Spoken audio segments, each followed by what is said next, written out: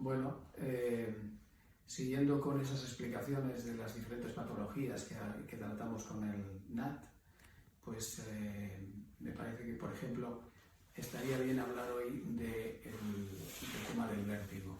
Es una patología que esta semana, y de hecho hoy hemos visto varios pacientes, curiosamente, pues es una patología que afecta de forma muy importante a la vida de quien la padece. Es una patología que hace que la persona que la sufre pues no se atreva a coger el coche por si le da una crisis de vértigo, pues tendría la sensación de que está dando vueltas el coche y por lo tanto que pierde la referencia, eso le limita en sus funciones, o cuando se mueve el cuello se produce esa sensación de que le dan vueltas las cosas, eso hace que no, pues que necesite ayuda para levantarse por la noche para ir al lavabo o cosas de ese tipo para no caerse, ¿no? O sea que verdaderamente es una patología que es una patología menor porque no te lleva a la muerte, digámoslo así, aunque es peligrosa en sí misma, como lo decía lo del coche, pero que es muy discapacitante para el paciente que la padece. Y curiosamente, como decía, esta semana hemos tenido varios casos y puedo explicar un poco el tema. El vértigo se produce normalmente en pacientes que tienen una especial tensión de la musculatura del cuello. Esa musculatura se activa en todos los vertebrados superiores cuando estamos en situación de alerta.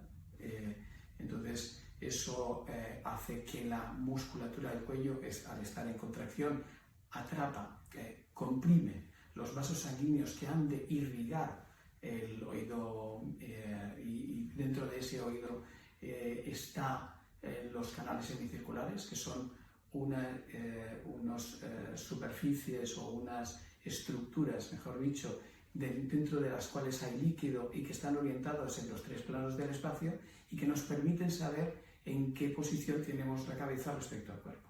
Pero cuando se produce la falta de suficiente oxígeno en la zona, por esa compresión sobre los vasos sanguíneos, eso da lugar a que se acumulen residuos, restos, y que precipite el contenido salino que hay dentro de esos semicírculos que nos orientan de la posición de un lado y del otro de la cabeza, y podemos tener la sensación de que una parte está aquí y la otra aquí, con lo cual la sensación es de que empezamos a tener como eso que llamamos vértigo, que es como una sensación de rotación, de pérdida de control del espacio que nos rodea.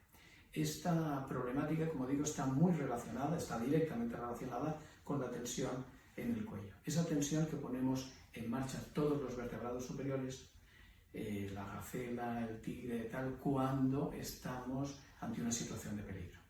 Claro, nosotros no tenemos depredadores en estado natural, como le ocurre a la gacela, por ejemplo, que vemos en los reportajes de naturaleza, pero tenemos una cosa que es la mente, que nos lleva a estar preocupados o en tensión por problemas que vivimos como una situación de peligro. Eso hace que determinadas personas son más susceptibles de tener vértigo, su vida, sus responsabilidades, su forma de afrontarlas dan lugar a que estén en esa situación de tensión en la musculatura del cuello y como consecuencia de ello se produce la aparición de esos vértigos. La sintomatología es la que he descrito hace un momento y por lo tanto es muy discapacitante y los recursos habitualmente no son capaces de solucionar de una forma clara y eficaz. Los recursos habituales no son capaces de solucionar el problema. ¿Qué hacemos nosotros en la clínica con el tratamiento NAT para solucionarlo eso? ¿Por qué viene la gente a solucionarlo aquí?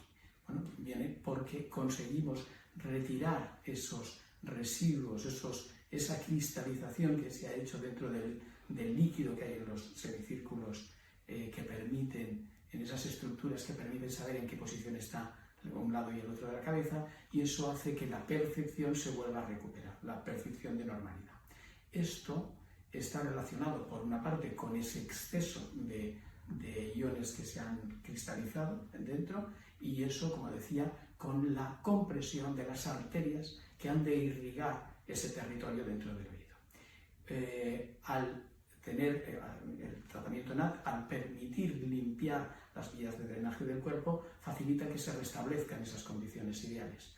Y por otro lado, hacemos énfasis no solo en que una vez limpiada la zona, el paciente tiene que tener conciencia de que lo que le ha dado lugar a ello es a ese estado de alerta continuado, y buscamos la manera de darle recomendaciones dirigidas a que no se vuelva a producir. ¿Cuál es el elemento que considero crítico para que no se vuelva a producir? Bueno, el elemento crítico está en no estar en estado de alerta constante. Dice, hombre, eso es bastante difícil. Bien, el organismo tiene un mecanismo de desconexión del estado de alerta.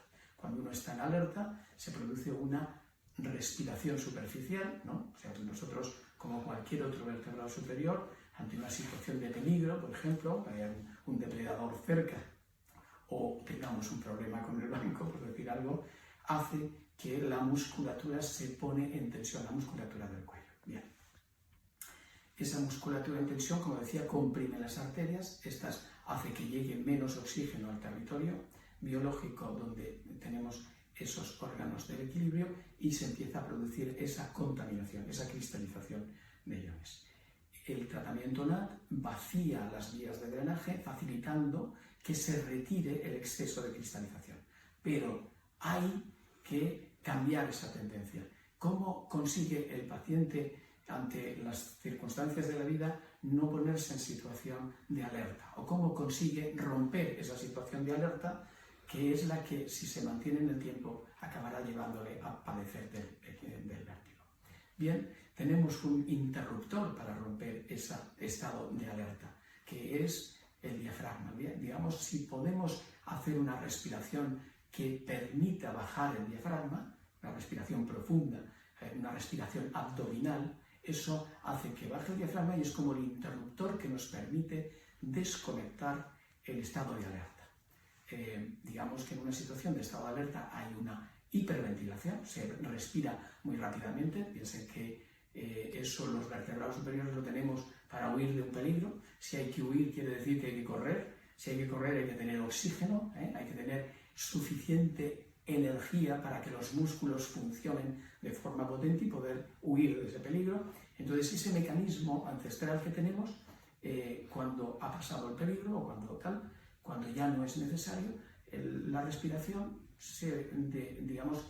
los pulmones tienen tanto oxígeno que no requieren respirar más. Se produce una apnea, digámoslo así, un no seguir respirando, hasta que todo ese oxígeno ha sido utilizado, y entonces es cuando se produce lo que llamaríamos un suspiro.